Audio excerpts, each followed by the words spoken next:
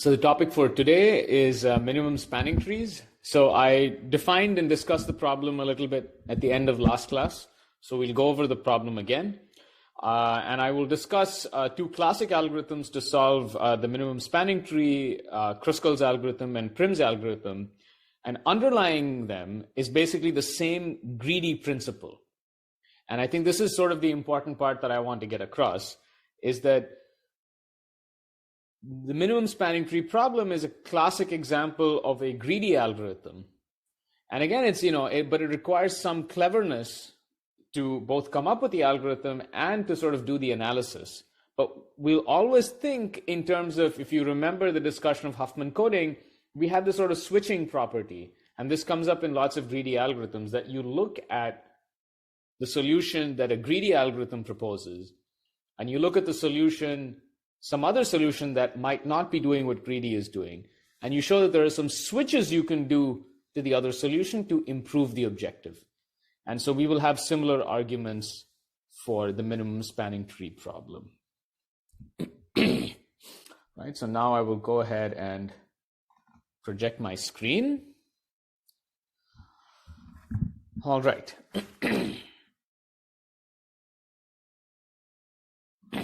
So recall, excuse me.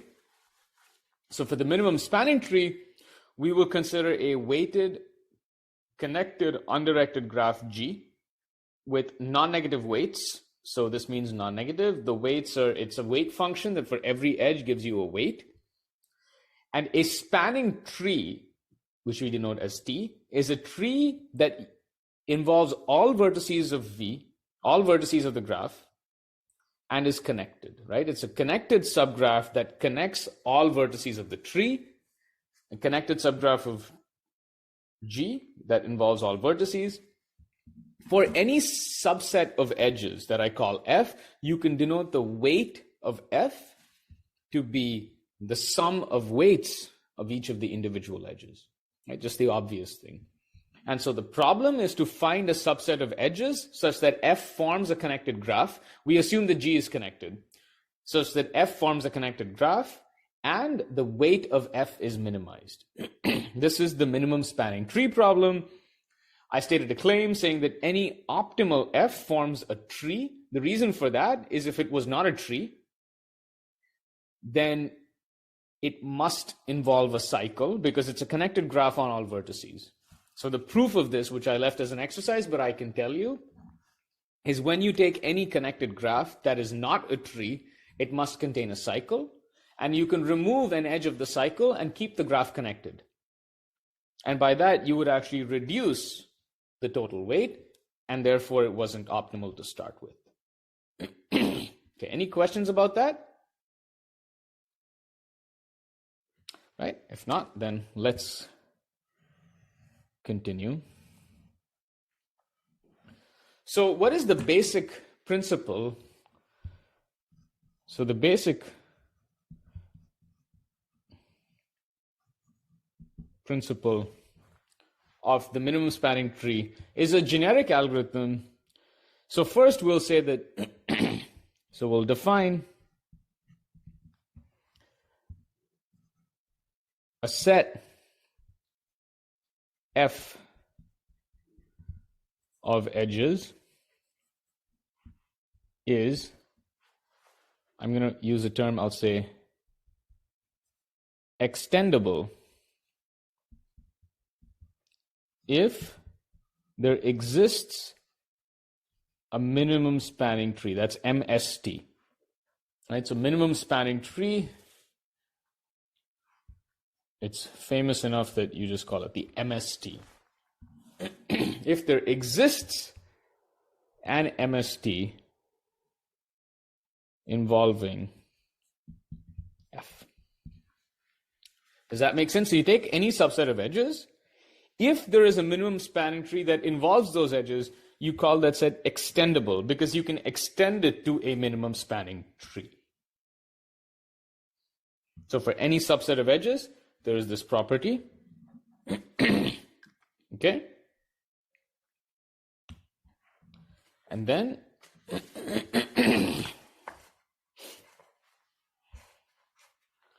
I'm going to introduce another definition, excuse me, that says, given a subset F of edges and an edge E, given an extendable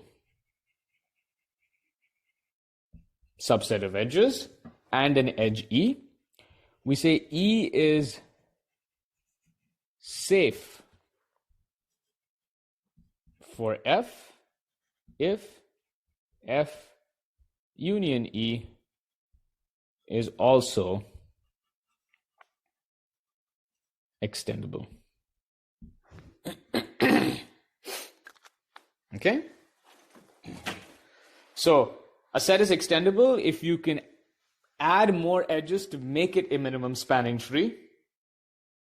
And given such a subset and an edge E, it is safe if F union E is also extendable. So what this means is the following. So let's just say you have some subset of edges. I'm going to refer to this as F. And there exists some minimum spanning tree using all those edges. Except we don't know what that minimum spanning tree is. Maybe there's something. There's some minimum spanning tree that involves these edges. There could be many.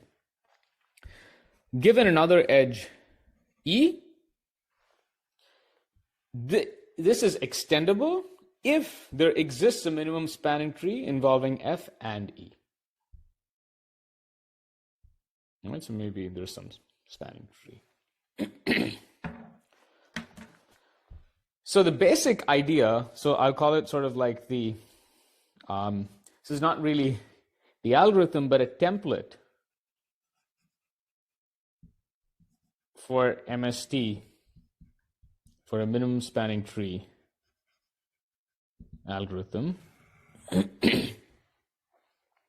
So what we do is we initialize, so step one is initialize F to be the empty set, so F is extendable.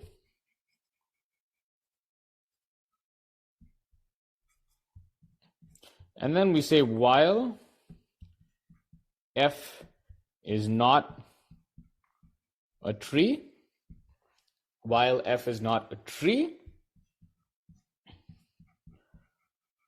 find E that is safe for F, and then you just say F is equal to F union E. So you keep trying to find something that is safe, and if you have an edge that is safe, then you get something that is extendable. So F union E is extendable, and while it's not a tree, then you find another edge that is safe, so on and so forth. How do you, what is an easy, yes, go on. You mean while F is not spanning? It's always a tree, is right? I'm sorry. Well, it's not. Well, it might not be a tree, but it's going to be a forest, really. I'm sorry. It's not a spanning tree. My apologies. Yes. So I was actually going to ask, when do you know when to stop? There's also another condition that you can use. What is that condition? While F is not a spanning tree, yes. When should you stop? What's an easy way to check if it forms a spanning tree or not? Is it when you have seen all vertices? You could have encountered all vertices. Good. So you can keep track of all the vertices that you've seen. Another question, another way of doing it is, how many edges does the tree have? n minus 1. N minus 1. So you just do this until you have n minus 1. So here's a simple claim. Any tree, not forest, connected tree with n vertices has n minus 1 edges. I'll leave this as a simple exercise. It's a very easy exercise in induction. And so any tree with n vertices has n minus 1 edges. You know that F must have n vertices, so it should have n minus 1 edges. So you repeat this loop n minus 1 times. Okay? So this is the template for the minimum spanning tree algorithm. Now the question is, how do we actually find E that is safe?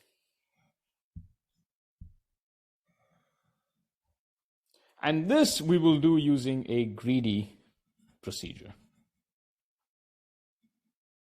Okay? So what I will now do is, I will give you sort of the main MST lemma. So the main MST lemma is the following. So let me draw a picture and kind of explain what is going on. So suppose you have some F over here, right? That is F, and F is extendable. So F can be extended into a minimum spanning tree. Now what we can do is, okay, so I'm actually going to connect this together so that this thing actually forms a tree. But in general, you know, we can try to we will define things in general. So let us look at the cut. Okay, so the cut is, let us look at all the, all right, so let me sort of state this carefully. Okay, so I can say V of F is the set of vertices, you know, sort of incident to F. So you already have, some set of vertices over here. Now you can look at the cut. Now what is the cut? Cut is just saying that you look at the vertices of F on one side, and on the other side you look at everything else. So this is the cut. Means you're separating, this is F, and so this side is the vertices in F, and over here is the vertices that are not in F. And what one you might think of, which edge of the cut is safe? Which edge of the cut is safe? There are many edges that are crossing the cut. Which edge should you choose?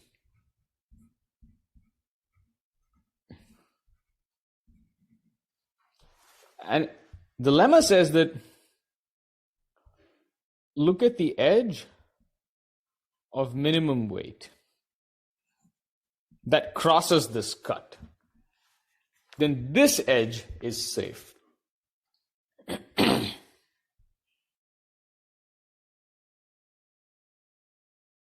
There could be other safe edges. There may be an edge over here that actually has extremely large weight, and that is safe. So this is not saying that edges that don't have the minimum weight are not safe. Be careful. There's a difference between the statement and its converse, right?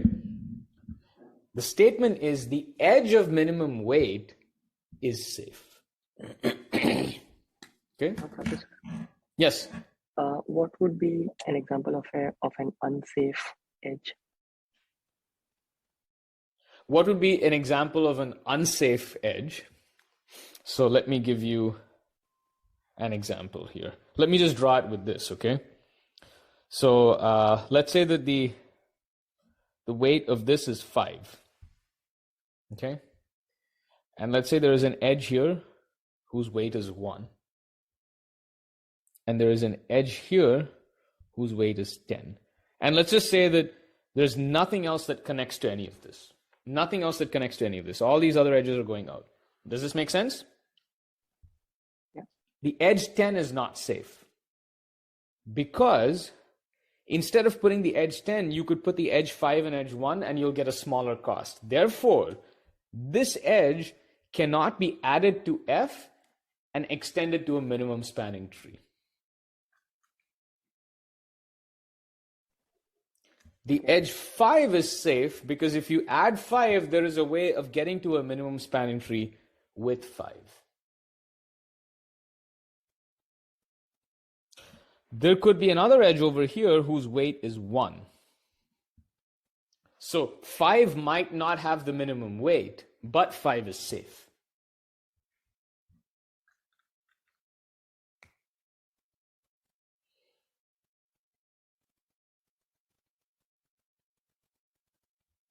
Does that answer your question?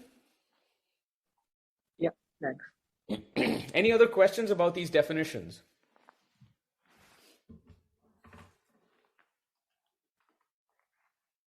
Any other questions about these definitions?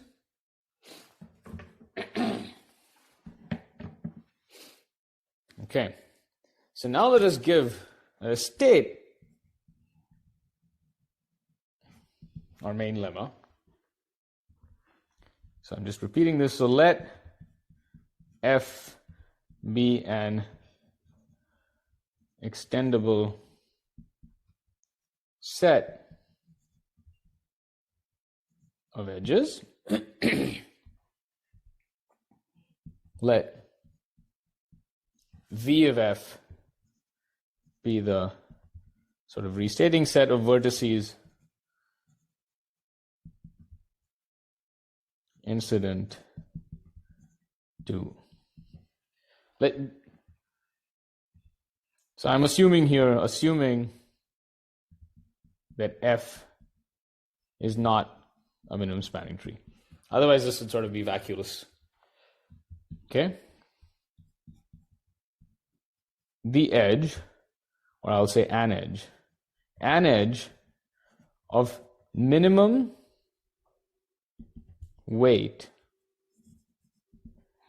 crossing the cut VF and V minus VF. Right? So the cut is basically a partition of the vertices into two sets. An edge of minimum weight crossing the cut is safe. Okay, that's the lemma. Both Prim and Kruskal are going to use this lemma to prove the optimality of the output. And this lemma is sort of the key. So what it says is there is an efficient way of finding a safe edge. Of course, you might ask, how do you know which is the minimum? And then we will discuss this. But I want you to observe, does this lemma make sense? Any questions about this?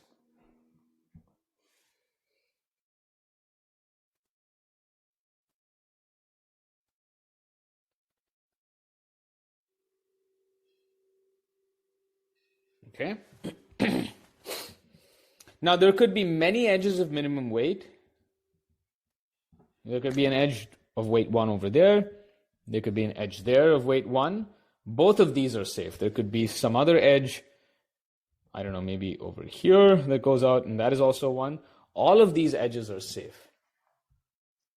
They might not be safe simultaneously, though. Okay? It is possible that all of the edges won't appear together, but each edge by itself is safe. Okay, let's go through the proof of this statement. And I think once you have the proof down, once you see the proof, maybe you'll understand this better. Right? So consider the cut VF and V minus VF, right? So this is just, here's the vertices in F, and V minus VF.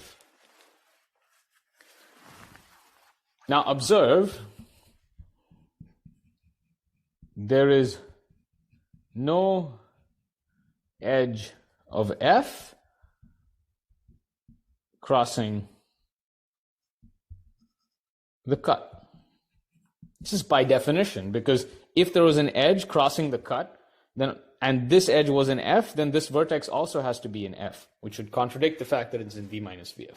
So there is no edge of F crossing the cut. There is and MST, including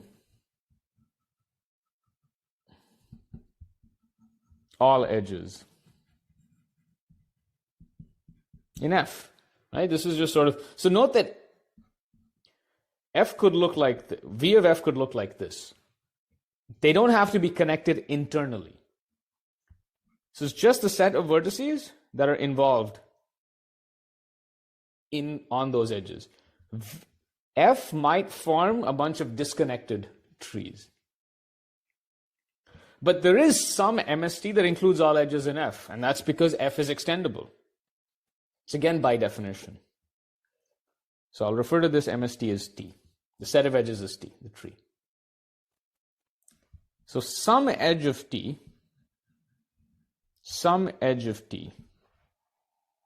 must cross the cut. Must cross the cut. Why?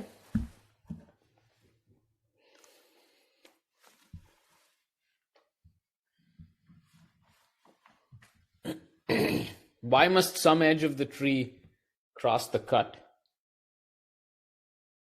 Otherwise, it wouldn't be spanning.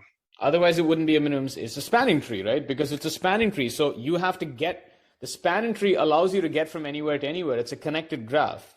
And so because T is connected, and it's connected on the set of vertices, there must be some edge. And this is because T is connected. T is connected and involves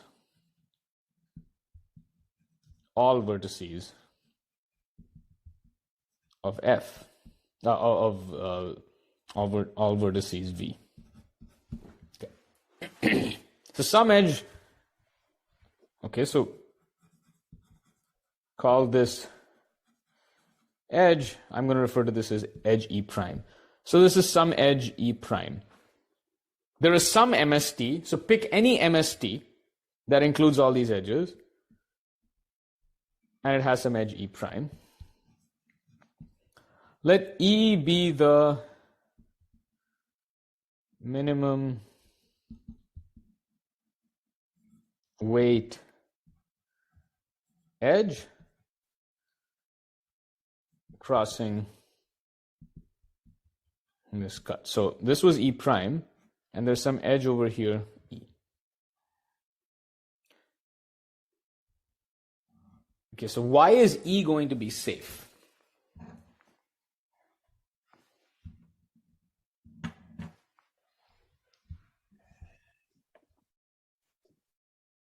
So maybe I'll just add something. I'll say that if E is in T, then we're done. We're done because, okay, so just to complete this, why are we done? If E is in this tree, why are we done?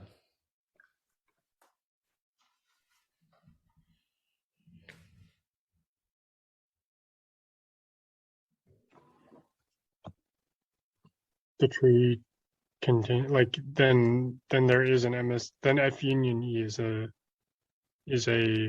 extendable set still. Right. Exactly. So if E is in T, then there exists an MST containing F and E. Well, it's this tree T. Okay, I want to make sure everyone is following, so I'm just going to poll you quickly. So does everyone understand that argument? Why is it the case that when E is in the tree, we're done? A is yes, I understand. B is no.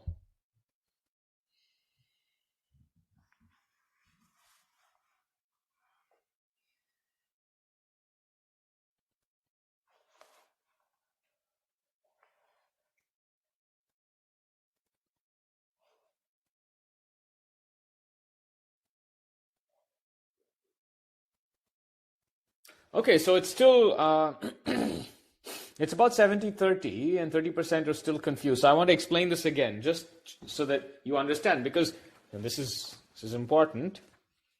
What do we want to prove? We want to prove that an edge of minimum weight crossing the cut is safe. Now, what does safe mean? Let's go back to what safe means. Safe for F means that F union E is extendable.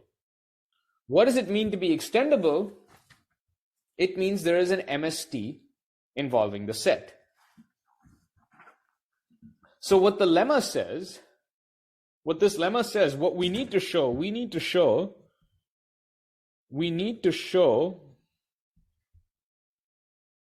that there exists a minimum spanning tree T containing F and E. That's what we need to show, right? If we show that there is a minimum spanning tree that contains F and the edge E, then E is safe for F. Technically, it's safe for F. So we need to find a minimum spanning tree that contains F and contains E. So we said, okay, we're going to start with F, and we are going to consider some minimum spanning tree that contains F. That's simply because F is extendable. If you were so lucky that that minimum spanning tree actually contained E, then you're already done. Okay? Any questions? If there are any questions about this, please ask me.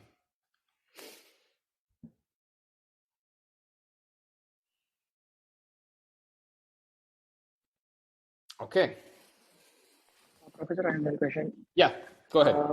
I do not understand this one point that you made earlier about there being a possibility of disconnected trees within V of F. Okay, so F is a set of edges that is extendable. Nothing about the definition of extendable. Extendable doesn't say that F forms a tree, that F is connected. It's just some set of edges. It says that there is a tree that contains those edges. So for example, suppose this is a minimum spanning tree of the graph, and F was this edge and this edge. Then F is extendable because there is a minimum spanning tree that contains both those edges. Does that make sense? What was the last thing that you said again? There is a minimum MST, minimum spanning tree that contains both those edges. So therefore, so suppose F was basically this edge and this edge. This was F. F was just a pair of edges. Yeah. Then F is extendable. Right. So my point is that extendability has nothing to do with connectivity. Okay. Extendability simply says there is a set of edges which you can extend into a minimum spanning tree. Okay. So when you go into this proof, all you're assuming is that F is extendable. So F by itself might have a collection of disjoint trees.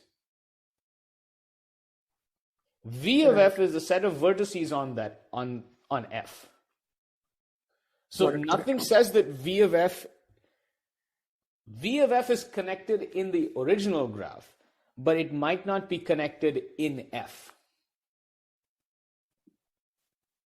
Okay, thank you. Any other questions? Professor, I had a question. Yeah. Will the trees that are in F remain have the same structure as this proof goes along, or will it change? So here is what is interesting, right? We are not trying to worry about how F is going to get connected. We are only looking at the edges crossing the cut from V of F to V minus V of F. Okay. We're only going to look at those edges. And we're saying one of those edges is safe. There could be edges within V of F that are safe. Okay. Understood.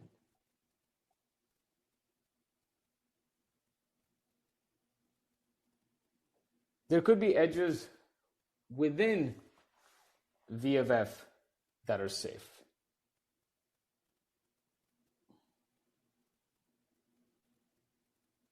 So if you do find a safe edge, will there ever be a point where it then becomes unsafe, or it will? No, so the good thing about safe is that you always know that when it's safe, then it's extendable. Okay. That's a property. That's a property, right? That's a property of this. Okay, understood.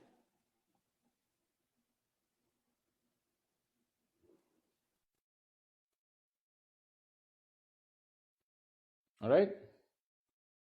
Let's go through this proof.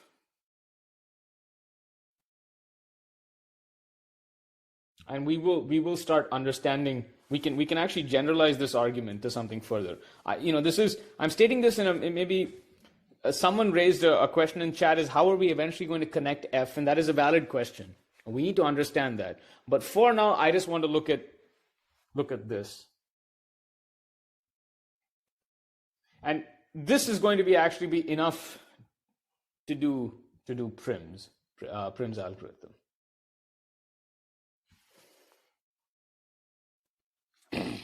Okay. So let's go back to this proof. What did we say? We said, okay, there's V of F, V minus V of F. And we know that there is no edge of F crossing the cut. That's just by definition. There is a minimum spanning tree that includes all the edges of F. Some edge of that minimum spanning tree must cross the cut. And I'm calling that E prime. And I'm saying E is the minimum weight edge. It might be the same. If it's the same, then E is in T and we're done. So the thing is, if E is in T, if E, the minimum weight edge, is in the tree, we are done. So assume not. So suppose E is not in T. So this edge is not in T. So now what?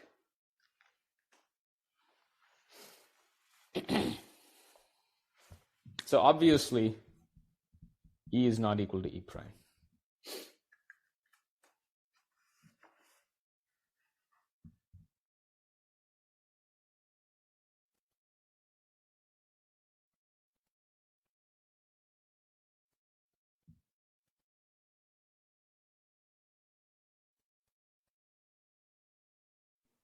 Does that mean there's an even shorter way to get to a particular point? Probably, but how do we figure that out? Right, so what is the proof going to do? So you have a minimum spanning tree. There's some tree T. Actually, you could even ignore E prime for that matter, right? So I think that we might not even need E prime. So let's just ignore E prime for now. Okay? And we'll redefine E prime. You'll see that E prime is going to make an entry again. So I'm just saying that here's the picture that you have. Here's V of F. And here's V minus VF. Okay? And so V of F is something over here.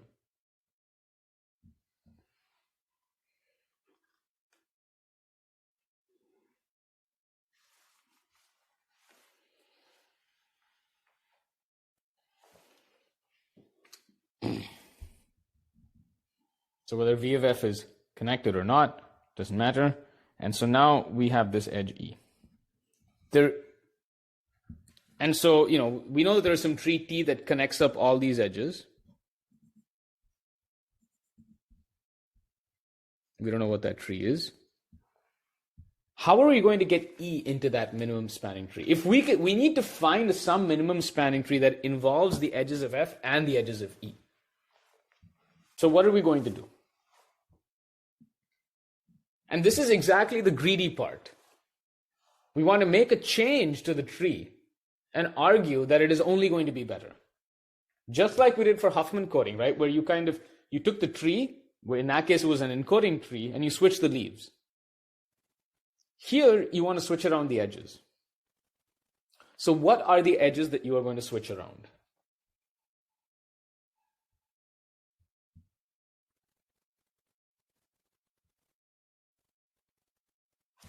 So let's do something. Let us add E to T. Now this is not a spanning tree anymore.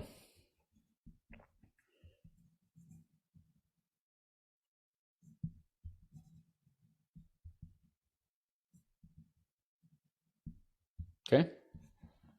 So now what? So let's go ahead and we added E to the tree. Now we need to remove something to make sure it's a spanning tree. What do you remove?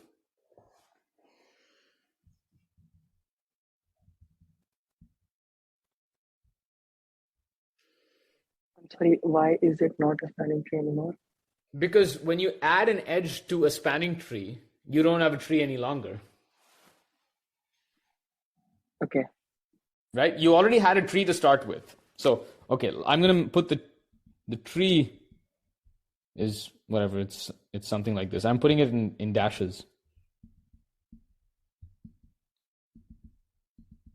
Right? Here's your tree. So I added this, and so this is not a spanning tree any longer.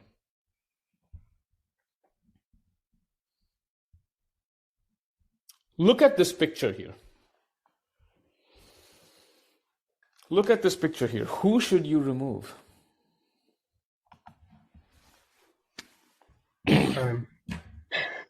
What is E prime? From the other edge that crosses the cut. There could be many that cross the cut. In this case, there's this edge that crosses the cut. There's that edge that crosses the cut. Let me see. I might have another color. I can use another color. Oh, because, okay, I see. Okay, so I'm going to just put the other... okay, so I'm going to put those...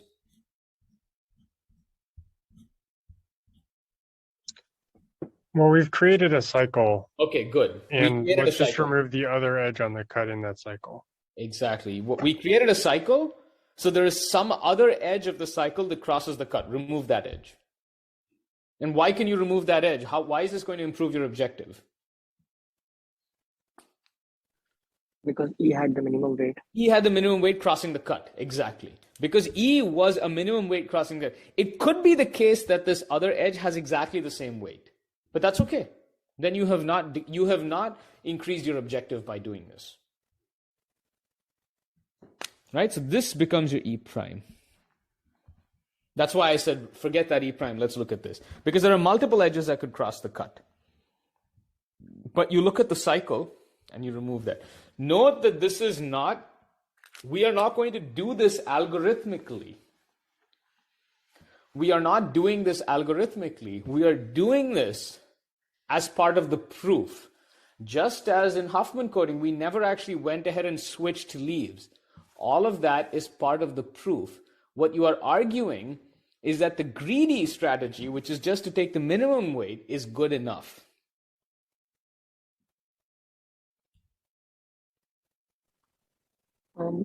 Sorry for asking so many questions, but why is it a guarantee that there will be a cycle? Is it not a possibility that E is the only edge crossing the cut and that had the minimum weight?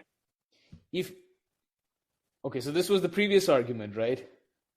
Some edge of the tree must cross the cut. I can explain this another way. I was going to write this down. So let me write something down, and then you tell me if your question is answered. So let E equal to UV. Okay, so this is U and this is V. Because T is an MST, there is a path from U to V in T. Obviously, right? Because T is an MST, so there has to be a path from any pair of vertices. I'm looking at U and V. Yeah. One of those edges must cross the cut.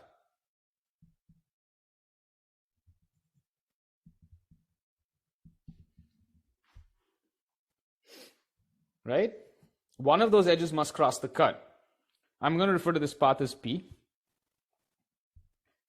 P union E forms a cycle.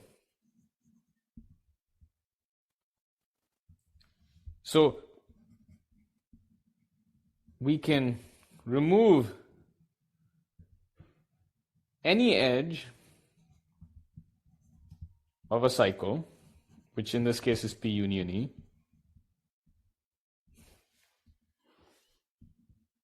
and still have a spanning tree. Right? So maybe I'll walk through this carefully, right? I started with T, which is the minimum spanning tree. I know there is a path from U to V in T. So this is the path. That's the path. From U to V.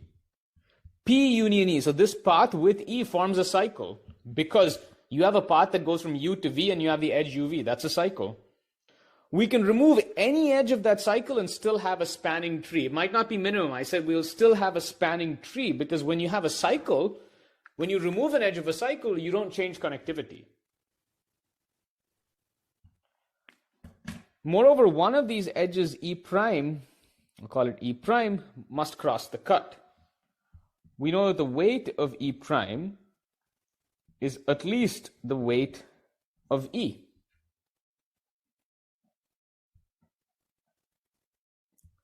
So the weight of T union E minus E prime is equal to the weight of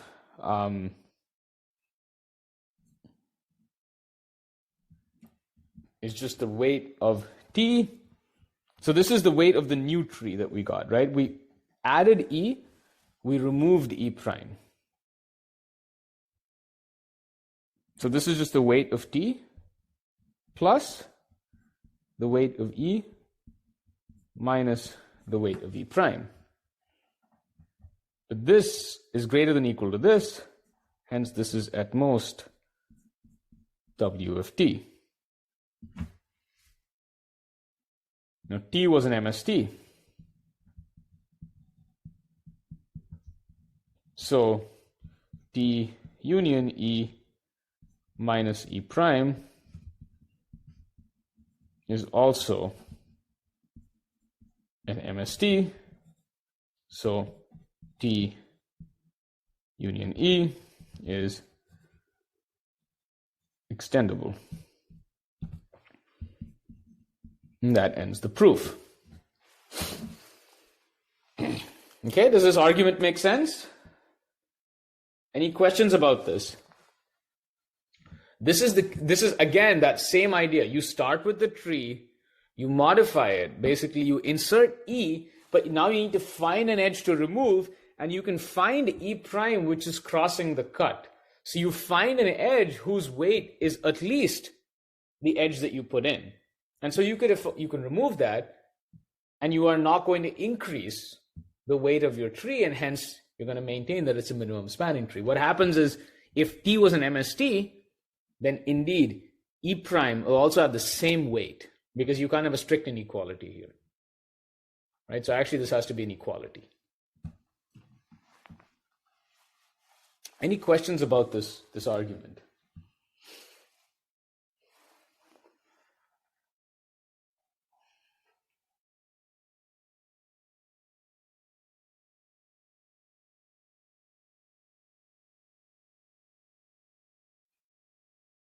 Any questions?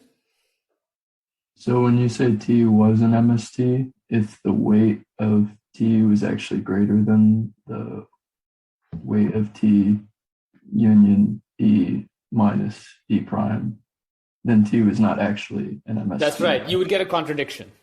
Okay. You would get a contradiction. But because you assume that T was an MST, I mean, this proof is entirely correct, right? There's nothing here that is wrong, but I'm just pointing out that actually you know that these weights are going to be equal when T is an MST. But you don't actually need that in the proof.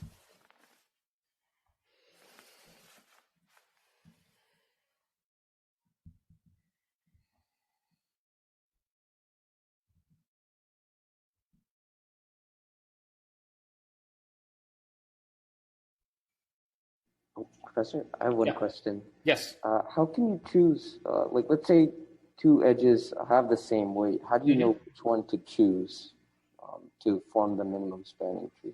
Good question. So actually what this says is you can pick either of them because an edge of minimum weight is safe. So any of them is safe. But once you pick one of them, then the other might not be safe any longer.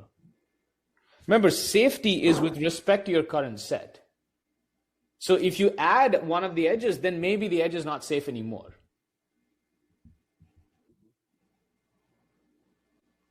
Does that make sense? Yeah. Now, I want to write a generalization of this lemma, which you'll see is pretty straightforward given the proof. I just did this because I didn't want to add too much notation, and hopefully this is clear. But note that you could make this argument for any cut that does not have an edge of f. You could even have edges of f on the other side. So right now what we said is all the edges of f are here. There's no edge of f here. But observe that even if there are edges of f over here, the proof still goes through. So what is it that you actually need from the cut for the proof to go through?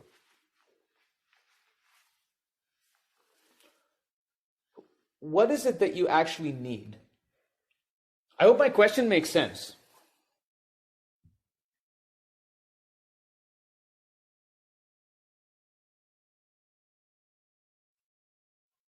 I hope my question made sense. What do you need? Because even if you had some edges of f over here, the proof still seems to go through. It makes sense.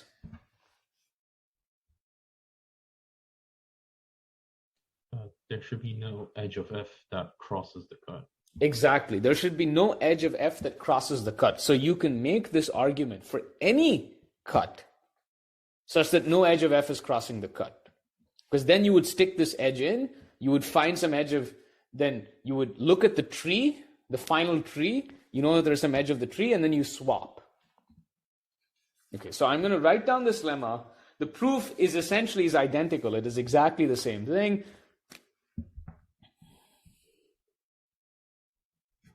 So I'm going to write the general lemma is let f be an extendable subset of edges. Consider a cut S v minus S such that no edge of f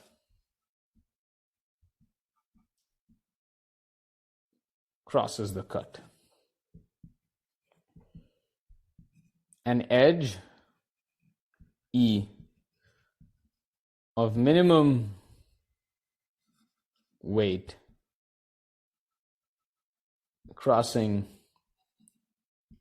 the cut is safe for f. So hopefully for the person who asked how does one actually connect f within itself, this would answer the question. If f had multiple trees, you can also put one of the trees on one side. So you could take a cut that looks like this. Here is one tree, and here is the other tree. And you can try to find something that would cross. Right? So you could do this as well.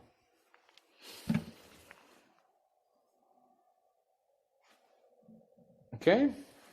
Any questions about this?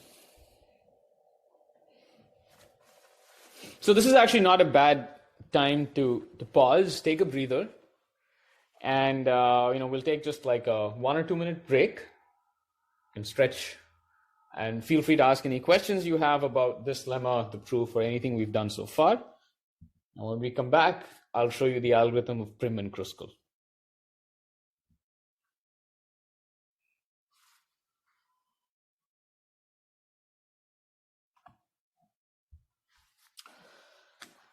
All right, so now with this sort of lemma in hand, we now have the tools that we need to prove things. So the two classic algorithms for finding an MST are Prim and Kruskal.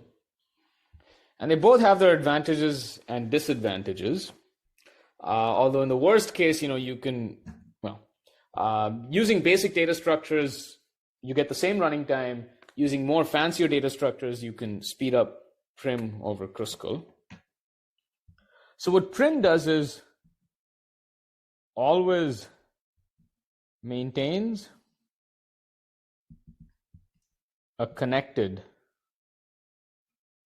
F. So if we go back to our template, what is our template algorithm? Remember, initially you initialize F, and while F is not a spanning tree, you find a safe edge. It's always going to maintain F to be connected. So F is always connected. And in this lemma here, S will be V of F, just like our original lemma. So we start with a connected tree, and then we try to extend it out by looking at the minimum weight edge that crosses the cut. So we constantly do that. We look at a connected tree, and then we look at an edge that goes out. And so for this, we'll use a priority queue. This is the data structure that we do. Kruskal takes a different approach. F is a collection of trees. It's a forest.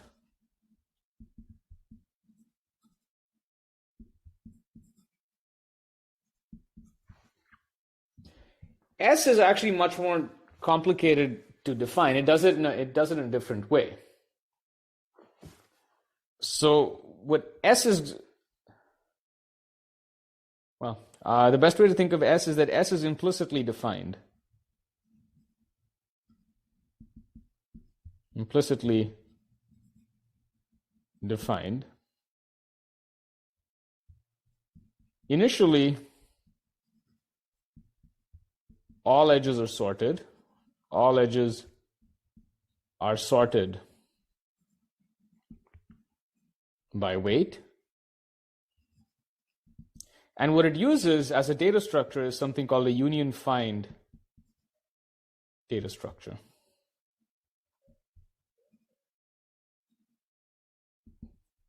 Okay, so just to poll you, how many of you have seen the union find data structure?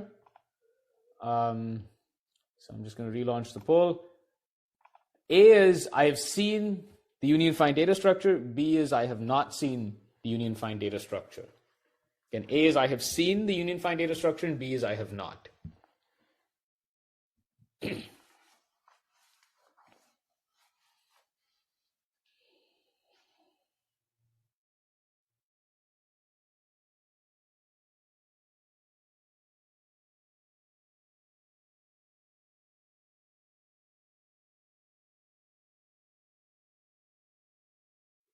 All right.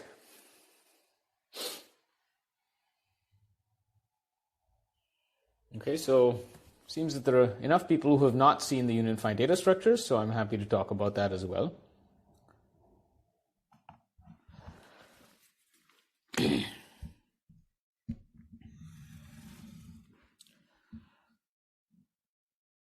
So let's go with both of these procedures, and you'll basically see how this lemma argues for the optimality. All right, so why don't we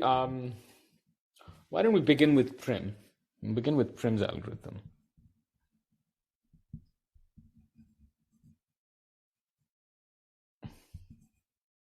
For the MST. Right, so you initialize F to be the null set and initialize a priority queue and call it Q. So you can think of this as being a min heap.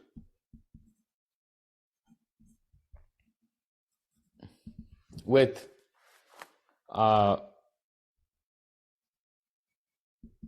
vertices. Okay, so you initialize it with vertices. And what we'll do is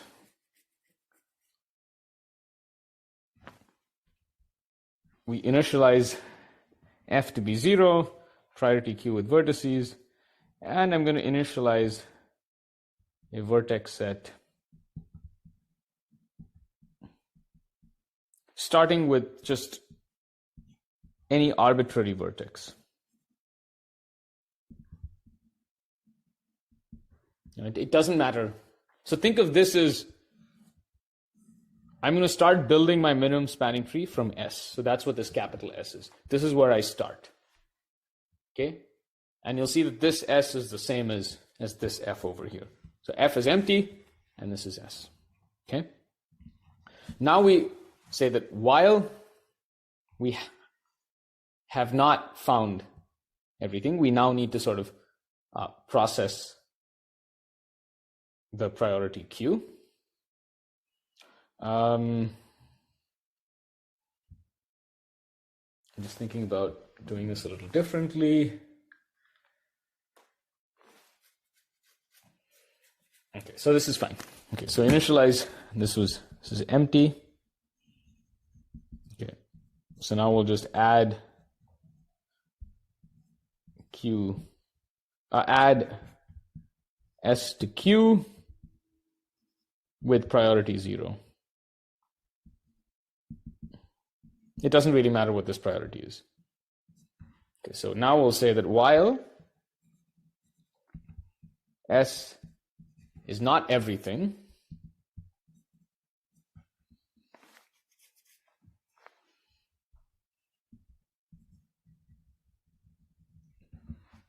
remove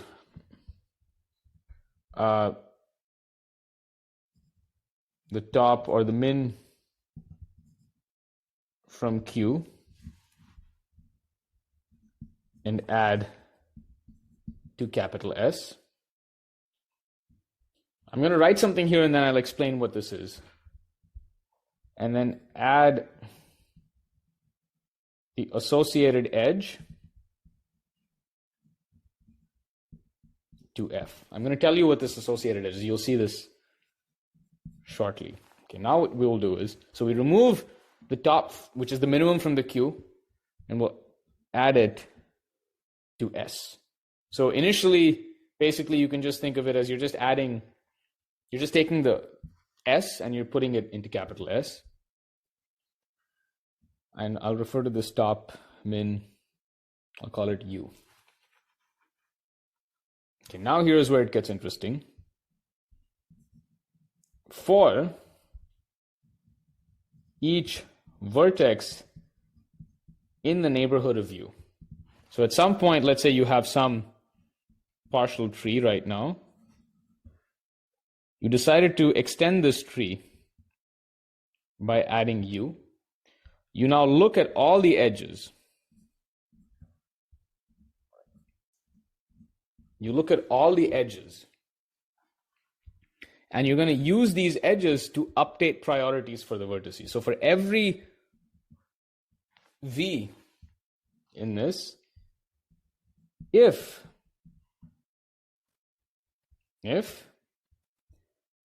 the, so remember, it's a priority queue, so every vertex has a priority. So I'll say if the priority of V is more than the weight of the edge UV, then update the priority of V to exactly this weight and make the associated edge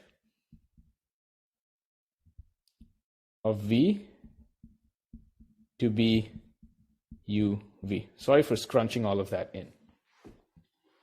But does this make sense? So what you do is you look at U, you look at all the neighbors. For every vertex in the neighborhood, you say if its priority, so it already has a priority to start with. So initially assume that all the priorities are infinite. So maybe I should say that I'll do that. A priority queue with vertices of infinite priority. Right? So everybody has an infinite priority to start with. If the priority that is there currently is more than the weight of this edge, then set the priority of that vertex to be the weight of that edge and associate V with this edge UV so that when you remove it, you actually get the associated edge. Does this algorithm make sense? Please ask me questions if this is not clear.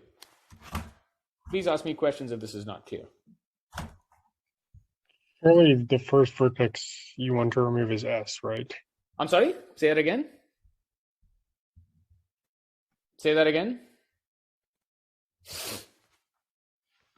Sorry, I didn't hear what you said. Can you repeat what you said? Surely the first vertex you want to remove is S. That's correct. So S will initially have priority 0, and that's what you remove. Okay. Makes sense. I mean, maybe my initialization is a little ugly, but you see the basic idea, right? So I could have probably modified this in a different way, but what I did is the priority queue has all the vertices of priority infinity. Then I initially reset the priority of Q of S to be 0, so that when I remove it, I'm just going to remove the lowest priority, that's S, and then I'm going to look at all of its neighbors and update the priorities. This should look very familiar to another algorithm that you may have seen before. Does it remind them of some other algorithm? Dijkstra? Dijkstra, exactly. This is very similar to Dijkstra. It's actually, in some sense, it's essentially the same procedure. Except in Dijkstra, you're doing shortest paths. The update is different. But the idea is the same. And there is a connection because the output of Dijkstra is a tree. The output of this is also a tree. So there are connections. But does the algorithm make sense?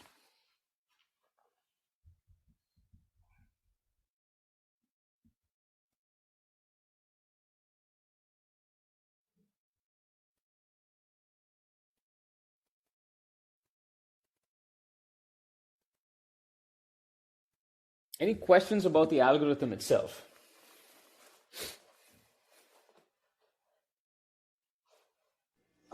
So for priority, the lower numbers have, I guess I'm just a little confused on what. It's a min heap. It's a min heap. So you're removing the one at the lowest priority.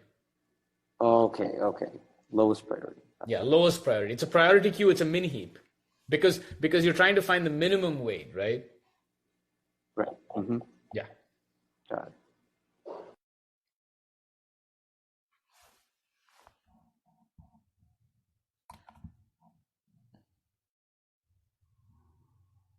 Yes, if V is removed from Q, we do not have to update its priority. So you could imagine that when you remove it, then you can make the priority 0. You just delete it. So you're right. So if priority of V is this and V is in the queue. And V is in the queue. So you could easily keep track of all of these things by just maintaining things as bitmaps. Okay, but what is the running time of this? So what is the running time of this operation? Log n. Log n. And what about this step over here?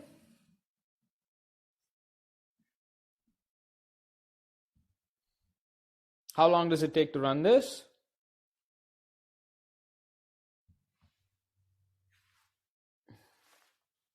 How long does it take to update the priority in a heap? Also log? It's also log n. You're reducing the priority, right? So it kind of moves up or down it moves up the heap. So this is also O of log n. And so the total running time. And are we doing that check of whether it's if V is in Q with a bitmap? You could just do it with a 01? bitmap. Yeah, just Okay. do it with a bitmap. You could do the bitmap, yeah, just a bitmap. Okay. So the running time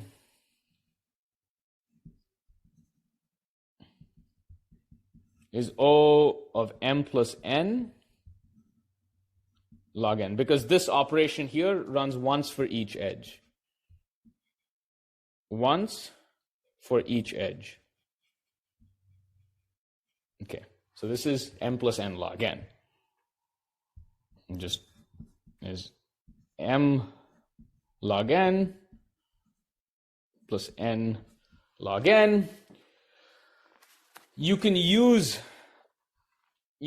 sort of fancier data structures. You can use a different kind of a heap to get You can use something called a Fibonacci heap, and you can actually get this to be m plus n log n. Okay, but for now, we'll just stick with this. You can use Fibonacci heaps with a, I'll just write this down, with a Fibonacci heap, you can reduce to O of m plus n log n. But in general, in practice, a binary heap is good enough for these scenarios. Okay. Okay, so now we need to prove that this algorithm actually works. We need to argue that it's correct. We need to show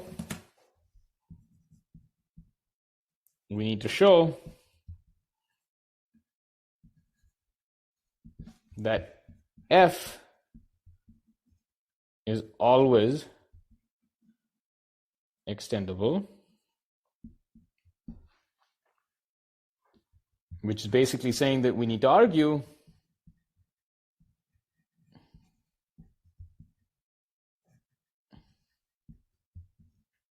that the edge removed, the edge, or I'll say the edge added to f. So this was the associated edge to the deleted associated edge to the min priority vertex.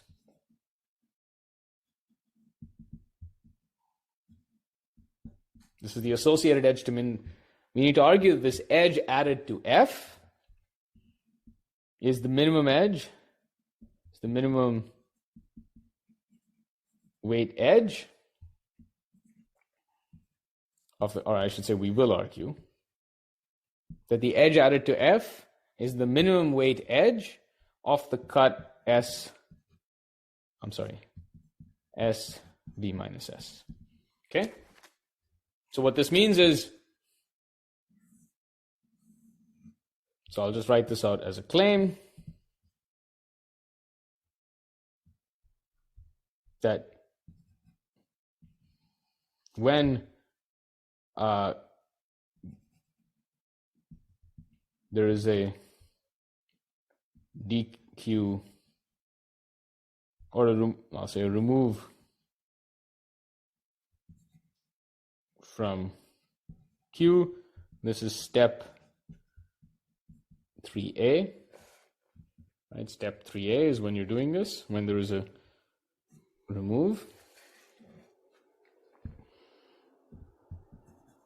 The following holds.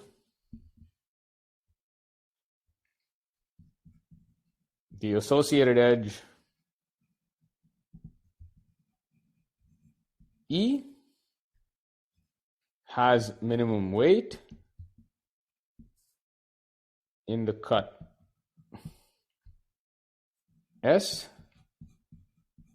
V minus S. So at some point you have S,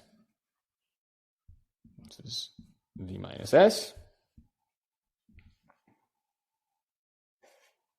and also F is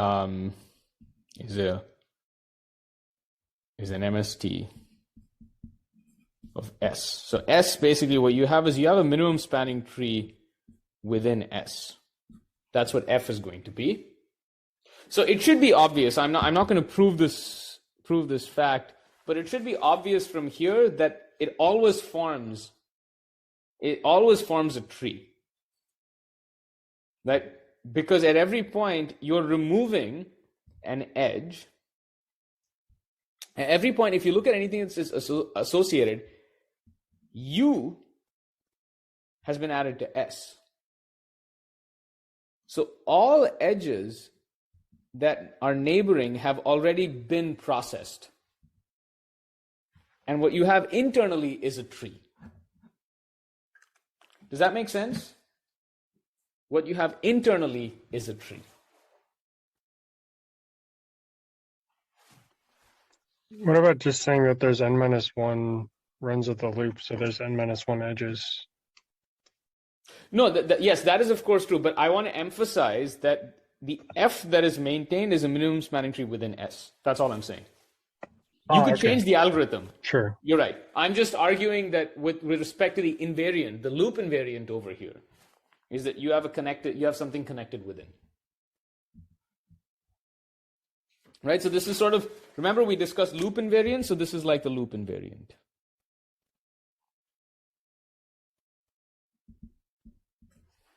This is the loop invariant.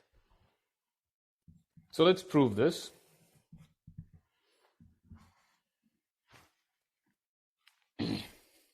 So what is true is that all the edges incident to S have been processed by step 3b1. So what is 3b1? 3b1 is the one that says that look at all of the neighbors and do this sort of priority update. So the priority update has been done for all the edges incident to S. Right? But that's sort of by definition, right? Because when you remove a vertex, you add it to S and then you process all the neighboring edges.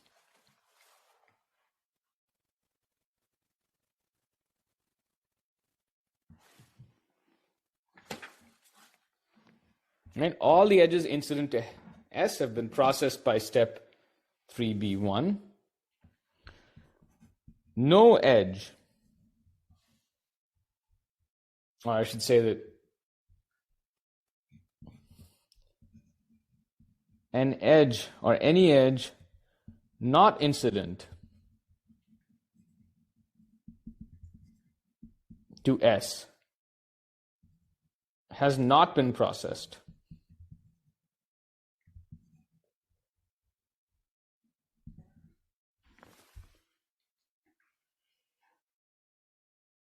Okay? So now what does this mean? Consider U in V minus S. Okay, so take any U that is in V minus S. The priority of U is equal to the minimum over all little s and capital S of the weight of SU. Right? So if you look at all of these edges, the priority of U is the minimum weight of all of these edges. That's again because of step 3BA, right? Because if the priority was more than the minimum, then more than the weight, you update to the weight. The priority of U is this, and the associated edge, I'll say the associated edge of U is just the argmin. Right? You could think of the argmin of S and S of WSU. It's that argmin comma U. That's the associated edge, right? The priority is the minimizer, and the associated edge is the one that was the minimizer. Does this make sense?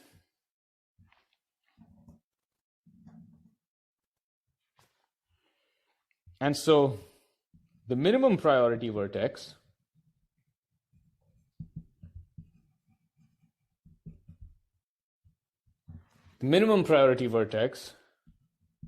is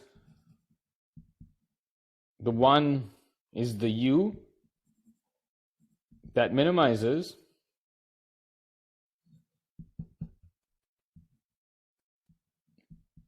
the min of S and S WSU, which is basically, it is the edge, the priority is exactly the weight of the edge that is the minimum across all of this, right? Because if we write this out, we're basically looking at the min of U in VS, the min of S and S of WSU. This is the minimum priority.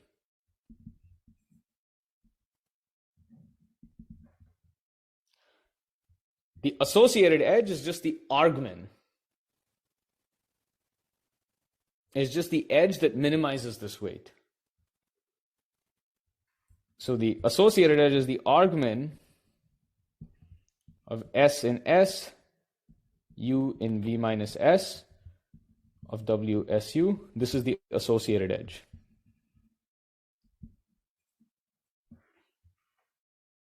Hence, the associated edge is exactly the one who has the minimum weight crossing the cut. Is this clear? Any questions about this? Does everyone follow the arguments over here? Let me poll again to check. So do you follow the arguments? A is yes, I follow. B is I do not. Right? What this is saying? Okay, so I'll just wait for you to respond.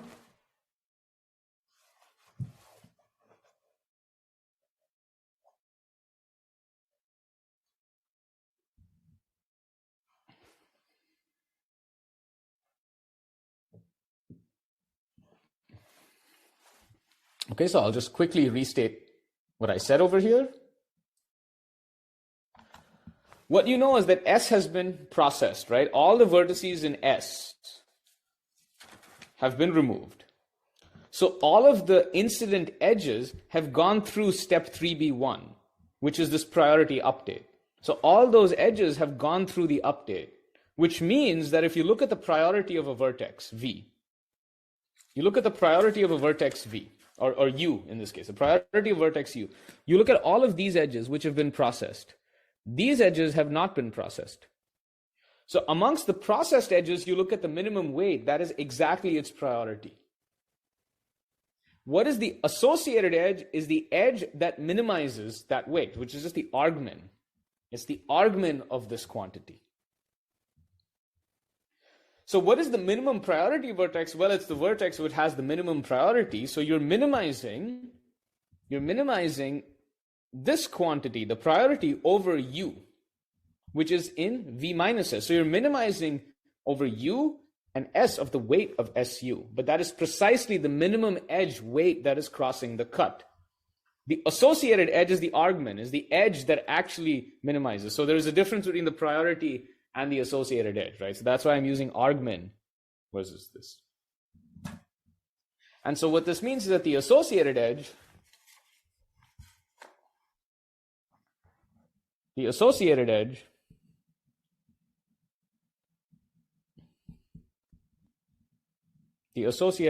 is precisely an edge that has minimum weight among edges crossing the cut S V minus S, where S is precisely the vertices involving F. Right? Because that's how we define, all of this is set up exactly in that way. Because you add an associated edge to F, so F is always a tree connecting all the vertices in S. So by our lemma,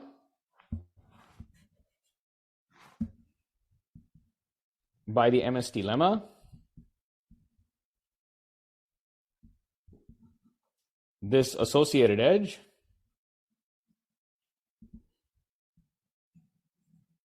well, okay, so actually at this point we're done. Because that is exactly what we wanted to say. The associated edge is the minimum weight in the cut S V minus S. This is what we wanted to state. But I'm just sort of completing the discussion. By the MST lemma, this associated edge is safe for F. And so basically what this means is that Prim always adds safe edges. And hence computes the MST. Okay, so this is the end of the discussion of Prim. Any questions about Prim's algorithm? Any questions about Prim's algorithm and how it works? Yes. Hopefully the discussion was clear. I'll pause maybe for a minute, let you catch your breath, catch your thoughts, and tell me or ask me any questions.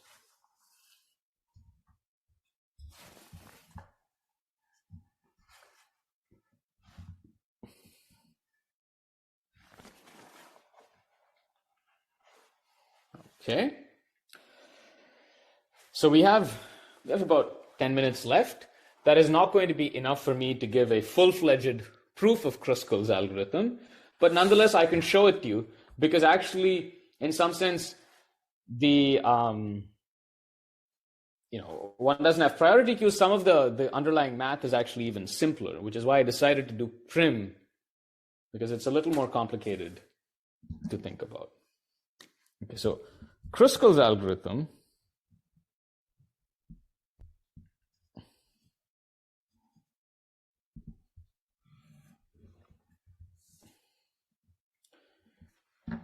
the philosophy is different, although the underlying math is the same, but the approach is different. So it first says sort all edges in increasing order of weight.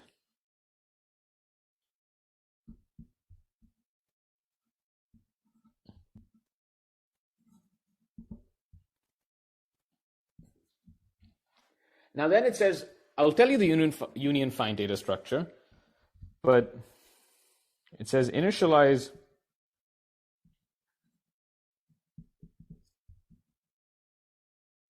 the union find with each vertex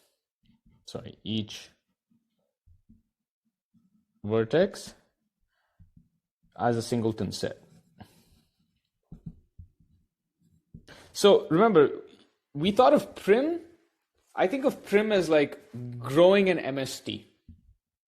So it's sort of very local, right? It tries to build an MST and slowly expands out, which you can think of as sort of like a bottom-up approach. You locally try to find things. Kruskal is going to go global. It says, well, initially, all the vertices are by themselves. Now what you do is you find the minimum weight edge, and you connect it. Then you look at the next minimum, and the next minimum might be somewhere there. So now you connect that. Then you look at the next minimum, and that's over there. Then look at the next minimum. So you're going in sorted order, right? So you're going in sorted order. And maybe that edge is this. Okay, so go ahead and connect it. So slowly you keep connecting things up. And so maybe you'll connect it this way. And then maybe the next edge you get is connecting things that were already connected. So there's no need to add that edge, so you don't add it. So you go in sorted order and keep adding edges as long as they connect new things. If any edge connects something that is already connected before, then you don't add that edge. And that is why you need a union find data structure. You need a data structure to tell you, is this edge connecting new things or is it just connecting some old things? So think of it as what union find is just maintaining. It's maintaining a partition of V. So you're maintaining a partition, which are basically the vertices in each set. And so what we'll do here is we'll say for edges E in sorted order, if E connects to different sets of the partition. So if E was connecting to different sets of the partition, then what you do is you add E to the MST, and you take the union of these sets. Right? So you'll take the union of these sets because now those sets got combined into one bigger set. So you keep doing union operations, and then you have to check if it connects two different sets of the partition. So this is going to require a data structure operation. These require a data structure operation. Of course, the sorting is just going to cost you O of m log n, because n is just, m is at most n squared, so it's m log n. And then the union find, you have data structures that are actually quite, they're quite efficient. But essentially the running time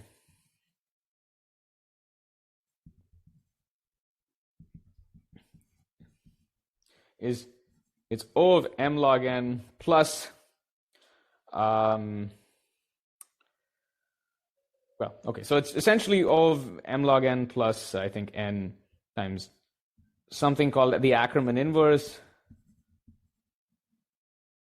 But this is not as important. What is really important is that you get the m log n, which is also what you got through Prim. Prim also gives you m log n. You have an additional n log n, but think of m as being more than n. So you have m log n, and you get m log n because of sorting. And then you just have to do this sort of union find, these union find operations. So I will give you a series of exercises that sort of explain what's going on with Kruskal's algorithm. But the basic idea, I want you to sort of go back, and what you really need to understand when you understand minimum spanning trees is this notion of extendability and the notion of the main minimum spanning tree lemma. How we argue, this is where all the greedy arguments were happening. Okay, remember there was this lemma where you added an edge and then you got a cycle and then you did the switch. This is the greedy part. And the rest of it is mostly just using that in different ways through the data structures. Okay, so this ends our discussion. Doesn't the sorting take m log n? Sorry, say it again? Why doesn't the sorting take m log m? Yeah, it's m log m, but I'm just saying that m and n are like at most quadratic away from each other, so one often just writes m log n. Like log m and log n are basically the same up to. Oh, right. Okay. Yeah. Nice. Yeah, okay, maybe I should say that. Like m is at most n squared, right? So log m is at most 2 log n. And so I just do, instead of log m, often you'll just see people write log n. Okay, so that ends the discussion on minimum spanning trees. I have a few questions that I would like to ask at the end of the lecture, so please don't leave right now. I'm just going to stop the recording because I think we're done with the discussion of minimum spanning trees.